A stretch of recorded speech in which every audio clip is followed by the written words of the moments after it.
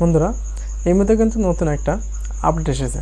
তো আপডেটটা হলো কি, মনে করলেন আপনার কোনো ফ্রেন্ডস সে ইমো ব্যবহার করে না, কিন্তু সে ইমো ব্যবহার করে না এটা জানার পরেও কিন্তু আপনি তার সাথে ইমোতে কথা বলতে পারবেন। আজকাল অনেকে আছে যারা ইমো ব্যবহার করে না, হোয়াটসঅ্যাপটাই বেশি ব্যবহার করে।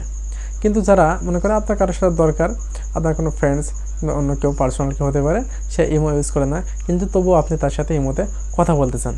বন্ধুরা এটা কিন্তু সম্ভব। সে ইমো ইউজ করে না কিন্তু তার সাথে আপনি ইমোতে কথা বলতে পারেন। হ্যাঁ, এটা সম্ভব।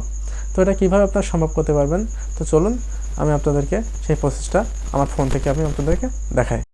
তো বন্ধুরা চলে আসলাম আমি আমার মোবাইল ফোনে। এখন আমি আমার মোবাইল ফোন থেকে আমি আমার ইমোটা ওপেন করে নেব। তো ইমোটা ওপেন করার পরে ম্যানুয়ালভাবে আপনাদের ইমোটা এভাবে ওপেন হয়ে যাবে। তো এখান থেকে আপনারা রাইট সাইডে মানুষের একটা যে মাথার মতো একটা আইকন আছে, এই যে এই আইকনটা, তো এই আইকনে আপনারা ক্লিক করে দেবেন। তো এই আইকনে আসার পরে দেখবেন আপনাদের সামনে 4 নম্বরে একটা অপশন দিচ্ছে গ্লোবাল ওয়েব কল। তো এখানে আপনারা ক্লিক করে দিবেন। আমি এখানে ক্লিক করে দিচ্ছি। তো এখানে দেখেন একটা অপশন দিছে, এই অপশনের নিচে দেখেন এই যে অপশনটা দিছে, এই যে অপশনটা, এই অপশনটা হচ্ছে আপনার এই যে ওয়েবসাইটে লিঙ্কটা কপি করা।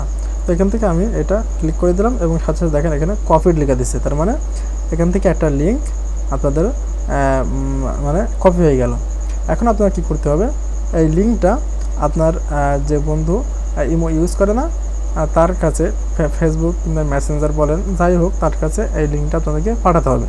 তো পাঠালে সে সেন্ড করলেই এই লিঙ্কটাকে সে সেন্ড করলেই কিন্তু আপনার সাথে সে মানে কানেক্ট হয়ে গেল। এখন সে যদি ইমো ইউজ নাও করে তারপরেও কিন্তু আপনি তার সাথে ইমোতে কথা বলতে পারবেন।